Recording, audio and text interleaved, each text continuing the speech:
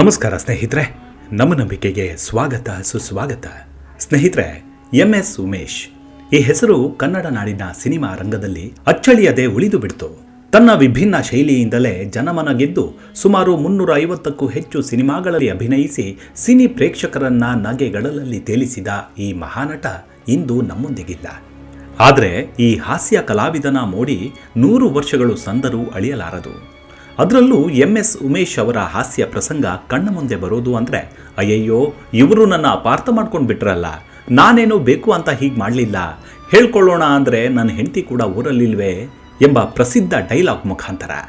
ತೆರೆ ಮೇಲೆ ಎಷ್ಟು ಹಾಸ್ಯವಿತ್ತೋ ನೈಜ ಬದುಕಿನಲ್ಲಿ ಅಷ್ಟೇ ಯಾತನೆ ಕಾಡ್ತಿತ್ತು. ಆದರೂ ಧೃತಿಗೆಡಲಿಲ್ಲ, ಇನ್ನೊಬ್ಬರಲ್ಲಿ ನೋವನ್ನು ಹಂಚಿಕೊಳ್ಳಲಿಲ್ಲ. ಅಂತಹ ಸ್ವಾಭಿಮಾನದ ಬದುಕೆ ನಿಜಕ್ಕೂ ರೋಚಕ ಅಧ್ಯಾಯ. ಬನ್ನಿ ಹಾಗಿದ್ರೆ ಈ ಸಂಚಿಕೆಯಲ್ಲಿ ನಟ ಉಮೇಶ್ ಅವರ ಬದುಕಿನ ಕುರಿತಾದ ಕೆಲವೊಂದಷ್ಟು ವಿಚಾರಗಳನ್ನು ತಿಳಿತಾ ಹೋಗೋಣ. ಅದಕ್ಕೂ ಮುನ್ನ ನಮ್ಮ ನಂಬಿಕೆಗೆ ನಿಮ್ಮ ಬೆಂಬಲವಿರಲಿ. ಎಲ್ಲ ವಿಧದ ತ್ವಚೆಯ ಸಮಸ್ಯೆಗಳಿಗೆ ಧೀಮಹಿ ಪ್ರಾಡಕ್ಟ್ ರಾಮಬಾಣದಂತೆ ಕೆಲಸ ಮಾಡುತ್ತೆ. ಕೇವಲ 3 ದಿನದಲ್ಲೇ ವ್ಯತ್ಯಾಸ ನೋಡ್ತೀರಾ. ಯಾವುದೇ ಅಡ್ಡ ಪರಿಣಾಮಗಳಿಲ್ಲ. ಕೆಮಿಕಲ್ ರಹಿತವಾದ 16 ನೈಸರ್ಗಿಕ ಪದಾರ್ಥಗಳ ಮಿಶ್ರಣದಿಂದ ತಯಾರಾದ 100% ಆರ್ಗ್ಯಾನಿಕ್ ಧೀಮಹಿ ಪ್ರಾಡಕ್ಟ್. ಹೆಚ್ಚಿನ ಮಾಹಿತಿಗಾಗಿ ಕೆಳಕಂಡ ದೂರವಾಣಿಗೆ ಸಂಪರ್ಕಿಸಿ. ಸ್ನೇಹಿತರೆ, ಉಮೇಶ್ ಅವರು ಹುಟ್ಟಿದ್ದು ಏಪ್ರಿಲ್ 22, 1945ರಂದು ಮೈಸೂರಿನಲ್ಲಿ. ಪೂರ್ಣ ಹೆಸರು ಮೈಸೂರು ಸತ್ಯನಾರಾಯಣ ಉಮೇಶ್. ಅವರ ತಂದೆ AL ಶ್ರೀಕಂಠಯ್ಯ, ತಾಯಿ ನಂಜಮ್ಮ. ಅವರ ಮನೆಯಲ್ಲಿ ಅದಾಗಲೇ ರಂಗಭೂಮಿಯ ನಂಟಿತ್ತು. ಹಾಗಾಗಿ ಚಿಕ್ಕ ವಯಸ್ಸಿನಲ್ಲಿ ನಟನೆ ಅನ್ನುವುದು ರಕ್ತದಲ್ಲಿಯೇ ಫಲಿಸಿತ್ತು. 4ನೇ ವಯಸ್ಸಿಗೆ ಬಾಲ ಪಾತ್ರಗಳಲ್ಲಿ ತನ್ಮಯತೆಯಿಂದ ಅಭಿನಯಿಸಿದವರು ಉಮೇಶ್. ಚಿಕ್ಕ ವಯಸ್ಸಿನಲ್ಲಿ ಬಹಳ ಚತುರನಾಗಿದ್ದ ಹುಡುಗನಿಗೆ ಪಾತ್ರಕ್ಕೆ ತಕ್ಕಂತೆ ಅಭಿನಯಿಸುವಂತೆ ಕಲ್ಲು ಸಕ್ಕರೆಯನ್ನು ತೋರಿಸಿ ಆಸೆಯನ್ನು ಹುಟ್ಟಿಸಿ ಬಾಲ ಪಾತ್ರಗಳಲ್ಲಿ ನಟಿಸುವಂತೆ ಮಾಡ್ತಿದ್ರು. ಹಿರಣ್ಣಯ್ಯ ಮಿತ್ರ ಮಂಡಳಿ ಹಾಗೂ ಗುಬ್ಬಿ ಕಂಪನಿಯಲ್ಲಿ ರಂಗಭೂಮಿ ಕಲಾವಿದರಾಗಿದ್ದ ಉಮೇಶ್ ಪುಟ್ಟಣ್ಣ ಕಣಗಾಲ್ ಅವರ ಮೂಲಕ 1960-61ರಲ್ಲಿ ಮಕ್ಕಳ ರಾಜ್ಯ ಸಿನಿಮಾದ ಬಾಲನಟನಾಗಿ ಕನ್ನಡ ಚಿತ್ರರಂಗಕ್ಕೆ ಪಾದಾರ್ಪಣೆ ಮಾಡ್ತಾರೆ. ಹಿರಣ್ಣಯ್ಯ ಮಿತ್ರ ಮಂಡಳಿಯಲ್ಲಿ ಅನಕ್ರೂರ್ ಅವರು ಬರೆದ ಜಗಜ್ಯೋತಿ ಬಸವೇಶ್ವರ ನಾಟಕದಲ್ಲಿ ಬಿಜ್ಜಳನ ಮಗನ ಪಾತ್ರ ಉಮೇಶ್ ಅವರಿಗೆ ಬುದ್ಧಿ ಬಂದ ನಂತರದ ಮೊದಲ ಅನುಭವದ ಪಾತ್ರ. ಇದಕ್ಕೆ ಮೊದಲೇ ಅವರು ಹಲವಾರು ನಾಟಕಗಳಲ್ಲಿ ಬಾಲನಟನ ಪಾತ್ರ ವಹಿಸಿದರು. ಗುಬ್ಬಿ ವೀರಣ್ಣನ ಕಂಪನಿಯಲ್ಲೂ ಅವರಿಗೆ ಬಾಲನಟನ ಪಾತ್ರಗಳು ದೊರಕಿದವು. ದಶಾವತಾರ ನಾಟಕದಲ್ಲಿ ಇವರ ಪ್ರಹ್ಲಾದನ ಪಾತ್ರದ ಅಭಿನಯವನ್ನು ಮೆಚ್ಚಿದ ಮಾಸ್ತಿಯವರು 10 ರೂಪಾಯಿ ಸಂಭಾವನೆಯನ್ನು ನೀಡಿದರು. ಗುಬ್ಬಿ ವೀರಣ್ಣನವರು ಇವರು ಬಾಲ್ಯದಲ್ಲಿದ್ದಾಗ ರಂಗ ಶಿಕ್ಷಣ ಕೊಡುತ್ತಾ ಅಭಿನಯವನ್ನು ಕಲಿಸಿದ ಗುರುಗಳು. MC ಮಹದೇವ ಸ್ವಾಮಿಯವರ ಕನ್ನಡ ಥಿಯೇಟರ್ಸ್ ಕಂಪನಿಯಲ್ಲೂ ಬಾಲನಟನಾಗಿ ಪಾತ್ರ ವಹಿಸಿದರು. ಉಮೇಶ್ವರಿಗೆ ನಟನೆಯ ಜೊತೆಗೆ ಹಲವಾರು ವಾದನ ಕಲೆಗಳು ಕರಗತವಾಗಿದ್ದವು. ಮಾಸ್ಟರ್ ಹಿರಣ್ಣಯ್ಯನವರ ಕಂಪನಿಯಲ್ಲಿ ಪಿಯಾನೋ ವಾದಕರಾಗಿ, ಕುಂಚ ಕಲಾವಿದರಾಗಿ, N ಶ್ರೀಕಂಠ ಮೂರ್ತಿಗಳ ನಾಟಕ ಕಂಪನಿಯಲ್ಲಿ ಹಾರ್ಮೋನಿಯಂ ವಾದಕರಾಗಿ ಉಮೇಶ್ ಖ್ಯಾತಿ ಗಳಿಸಿದರು. ಅವರು ಕೂಡ ಅದ್ಭುತವಾಗಿ ಹಾಡಬಲ್ಲವರಾಗಿದ್ದರು. 1959ರಲ್ಲಿ ಅಭಿನಯಿಸಿದ್ದ ಇವರ ಚಂದ್ರಹಾಸನ ಪಾತ್ರ ಬಹಳಷ್ಟು ಜನಮನ್ನಣೆಯನ್ನು ಪಡೆಯಿತು. ಅದರಿಂದಾಗಿ BR ಪಂತಲೂರ್ ಅವರ ಮಕ್ಕಳ ರಾಜ್ಯ ಚಲನಚಿತ್ರಕ್ಕಾಗಿ ಪ್ರಧಾನ ಪಾತ್ರಕ್ಕೆ ಆಯ್ಕೆಯಾಗ್ತಾರೆ. ಇವರನ್ನ ಹೀಗೆ ಆಯ್ಕೆ ಮಾಡಿದ್ದವರು ಅಂದಿನ ದಿನದಲ್ಲಿ ಪಂತಲು ಅವರ ಸಹಾಯಕರಾಗಿದ್ದ SR ಪುಟ್ಟಣ್ಣ ಕಣಗಾಲರು. ಈ ಮಧ್ಯೆ ನಾಟಕಕಾರ HK ಯೋಗಣ್ಣನವರ ಉದಯ ಕಲಾ ನಾಟಕ ಮಂಡಳಿಯಲ್ಲಿ ಕೆಲಕಾಲ ನಟನಾ ವೃತ್ತಿಯಲ್ಲಿದ್ದರು. 1976ರಲ್ಲಿ ತೆರೆಕಂಡ 3 ಕಥೆಗಳನ್ನು ಒಳಗೊಂಡಂತಹ ಕಥಾಸಂಗಮ ಸಿನಿಮಾದಲ್ಲಿ ಮುನಿತಾಯಿ ಎನ್ನುವ ಕಥೆಯ ಪಾತ್ರವೊಂದರಲ್ಲಿ ಉಮೇಶ್ ಕಾಣಿಸಿಕೊಂಡಿದ್ದರು. ತಿಮ್ಮರಾಯಿ ಪಾತ್ರಕ್ಕಾಗಿ ಉಮೇಶ್ ಆಯ್ಕೆಯಾಗ್ತಾರೆ.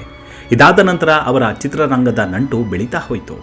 ಅನುಪಮ, ಭಾಗ್ಯವಂತರು, ಕಿಲಾಡಿ ಜೋಡಿ, ಗುರು ಶಿಷ್ಯರು, ಭೂಮಿಗೆ ಬಂದ ಭಗವಂತ, ಹಾಲು ಜೇನು, ಕಾಮನ ಬಿಲ್ಲು, ಅಪೂರ್ವ ಸಂಗಮ, ಶ್ರುತಿ ಸೇರಿದಾಗ, ಮೇಘ ಮಂದಾರ, ಆಕಸ್ಮಿಕ, ಸರ್ವರ್ ಸೋಮಣ್ಣ, ಮೇಘಮಾಲೆ, ನನ್ನಾಸೆಯ ಹೂವೆ, ಜಾಕಿ, ರ್ಯಾಂಬೋ, ಮುಸ್ಸಂಜೆ ಮಾತು, ಗೋಲ್ಮಾಲ್ ರಾಧಾಕೃಷ್ಣ, ಡೇರ್ ಡೆವಿಲ್ ಮುಸ್ತಫಾ, ಹಗಲು ವೇಷ ಸೇರಿದಂತೆ 350ಕ್ಕೂ ಹೆಚ್ಚು ಸಿನಿಮಾಗಳಲ್ಲಿ ನಟಿಸಿದ್ದಾರೆ. ರಮೇಶ್ ಅರವಿಂದ್ ನಟನೆಯ ವೆಂಕಟ ಇನ್ ಸಂಕಟ ಸಿನಿಮಾದಲ್ಲಿ ಹಳೆಯ ಕಾಲದ ಸಂಪ್ರದಾಯಬದ್ಧ ಅಜ್ಜಿಯ ಪಾತ್ರದಲ್ಲಿ ಉಮೇಶ್ ಚಿತ್ರ ಪ್ರೇಕ್ಷಕರನ್ನ ರಂಜಿಸಿದರು. ಸುಮಾರು 70 ವರ್ಷಗಳ ಕಾಲ ಕನ್ನಡ ಸಿನಿಮಾ ರಂಗದಲ್ಲಿ ಮಿಂಚಿದ ನಟನಿಗೆ ಕಾಲನ ಕರೆ ಬಂದು ಬಿಟ್ಟಿತ್ತು. ಬೆಂಗಳೂರಿನ ತಮ್ಮ ನಿವಾಸದಲ್ಲಿ ಕಾಲು ಜಾರಿ ಬಿದ್ದು ಗಾಯಗೊಂಡ ಉಮೇಶ್ ಅವರನ್ನ ಆಸ್ಪತ್ರೆಗೆ ದಾಖಲಿಸುತ್ತಾರೆ.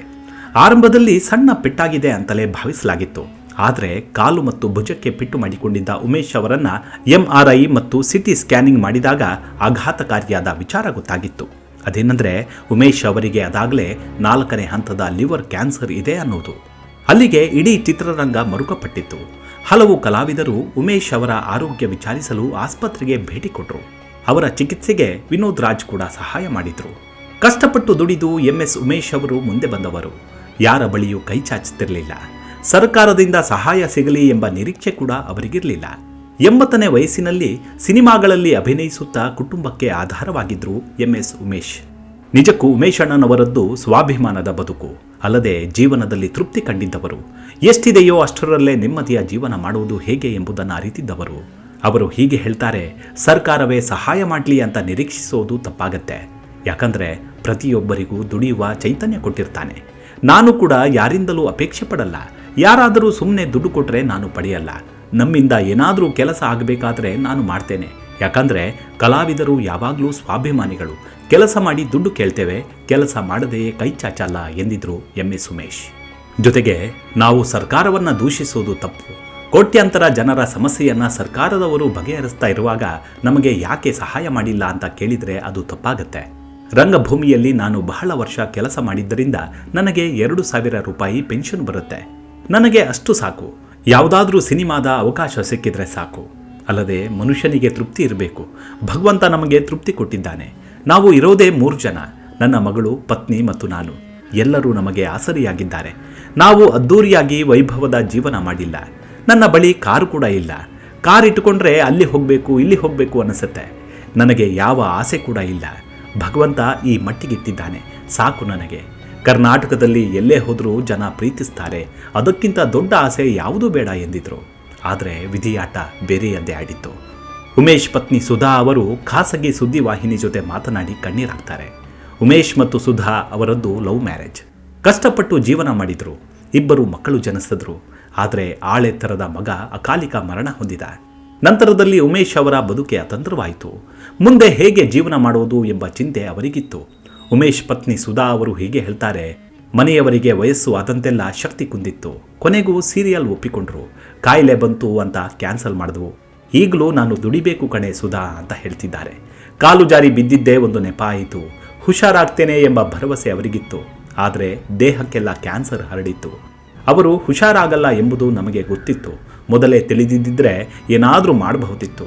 ಮುಂದೆ ನಮ್ಮ ಜೀವನ ಹೇಗೆ ಅಂತ ನಾನು ಮತ್ತು ನನ್ನ ಮಗಳು ಯೋಚನೆ ಮಾಡ್ತಿದ್ದೇವೆ. ಬೇರೆಯವರು 1 ದಿನ 2 ದಿನ ನೋಡ್ಕೋಬಹುದು. ಪ್ರತಿದಿನ ಯಾರು ನೋಡ್ಕೋತಾರೆ ಹೇಳಿ? ಮುಂದೆ ಗತಿ ಏನು ಅಂತ ಅಳ್ತಾ ಕೂತಿದ್ದೇನೆ ಎಂದು ಪತ್ನಿ ಸುಧಾ ಭಾವುಕರಾಗಿದ್ರು.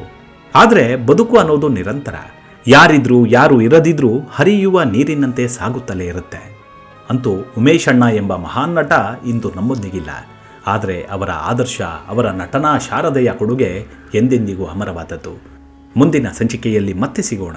ಅಲ್ಲಿವರೆಗೂ ನಿಮ್ಮ ಆರೋಗ್ಯದ ಕಡೆ ಗಮನವಿರಲಿ. Take care. ನಮಸ್ಕಾರ.